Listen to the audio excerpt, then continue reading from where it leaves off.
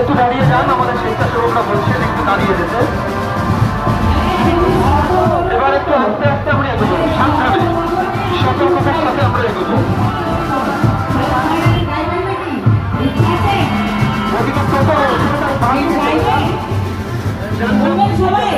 আমরা সবাই মিলে বলবো, কি বলবো? হাত তুলে, দুটি হাত তুলে হরি বল হরি বল। কি বলবো? গৌর গৌর বলো সবে,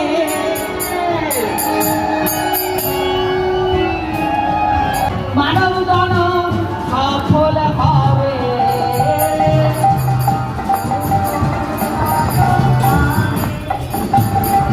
শ্রীমন মহাপ্রভুর লোক সমাগমের মধ্যে যেন কোনো অপ্রীতিকর ঘটনা না ঘটে, এটাই আমরা আশা রাখবো। সেই জন্য আপনাদের বারবার বলা হচ্ছে আপনারা সাবধানে থাকবেন।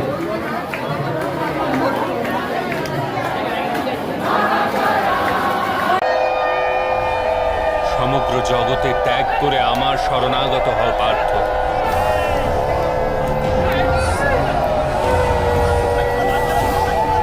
আমি সংসার, আমি সংসারের প্রতিটি কণা, আমি সূর্য আর আমি চন্দ্র, আমি নক্ষত্র আর আমি সমস্ত গ্রহরাজি। আমি সূর্য অপেক্ষাও অধিক পুরাতন আর বৃক্ষে বিকশিত কুড়ি অপেক্ষাও নূতন। আমি সমগ্র মনুষ্য জাতি, আমি স্বর্গ এবং নরক ধারণকারী শক্তি। আমি দুর্যোধন,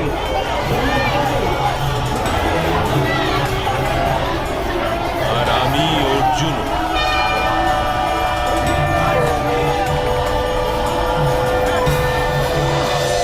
সেটা কিরকম সম্ভব মাধব? আপনার জন্ম তো অনেকে তাদের জীবদ্দশায় দেখেছে। আপনার মাতাও এখনো জীবিত, যার গর্ভ থেকে আপনি জন্মেছেন। আপনি চিরন্তন আর অবিনশ্বর কিরূপে হতে পারেন? তুমি কেবল শরীর দেখছ,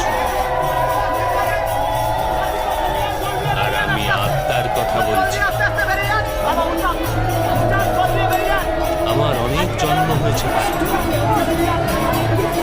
আমি অনেক অবতার রূপ ধারণ করেছি, অনেক প্রকার শরীর ধারণ করেছি আমি, আর এই মৃত্তিকায় মিশে গেছি।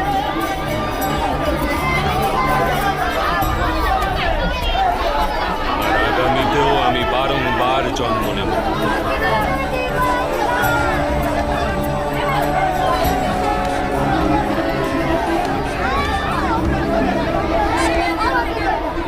यदा यदा हि धर्मस्य ग्लानिर्भवति भारत अभ्युत्थानमधर्मस्य तदात्मानं सृजाम्यहम्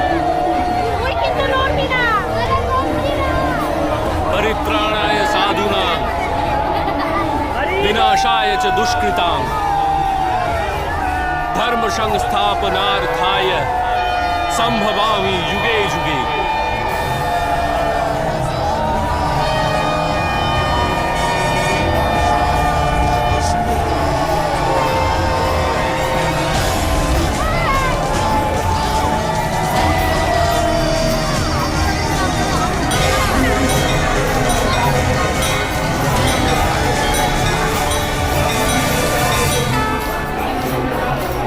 যখনই ধর্মের হানি ঘটে, যখনই অধর্ম বৃদ্ধি পায়, তখনই সৎপুরুষদের উদ্ধার হেতু, অধর্মীদের বিনাশ হেতু আর ধর্মের পুনঃস্থাপনা হেতু আমি জন্মগ্রহণ করি। এ প্রত্যেক যুগে হয়ে আসছে, আর আগামীতেও এই রূপই হবে। আমি অবিনশ্বর পরমাত্মা, আমি মৎস্য অবতার, আর আমি বামন অবতার। আমি পরশুরাম, আর আমি রামচন্দ্র ছিলাম।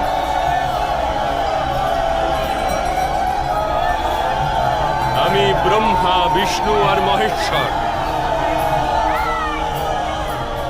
আর আমি সরস্বতী, কালী এবং লক্ষ্মীও।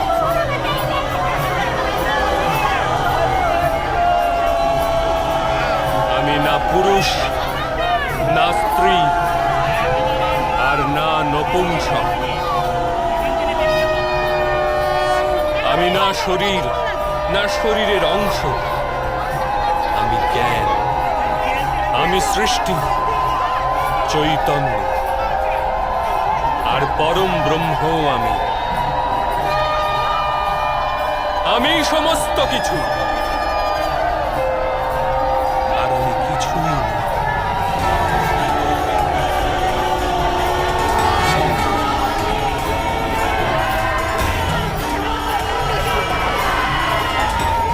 এরূপ প্রত্যেক যুগে ঘটেছে, আর আগামীতেও এই রূপই ঘটতে থাকবে।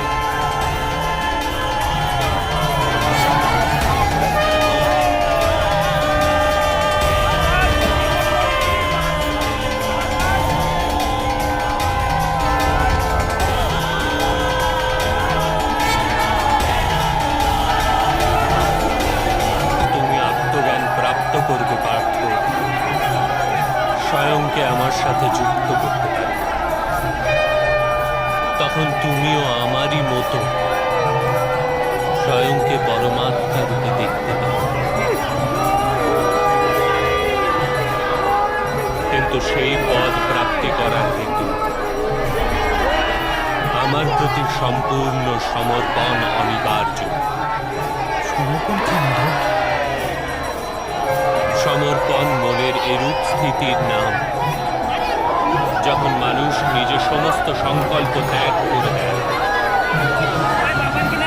স্বয়ং এর জন্য কোন রূপ সিদ্ধান্ত অথবা প্রতিজ্ঞা করে না। যে প্রকারের কার্য তাকে প্রদান করা হয়, সেই প্রকারের কার্যই করে যায়।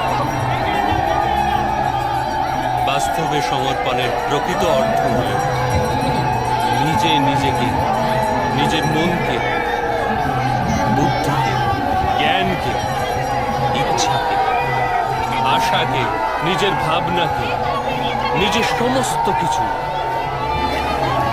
কাউকে অর্পণ করে দেওয়া।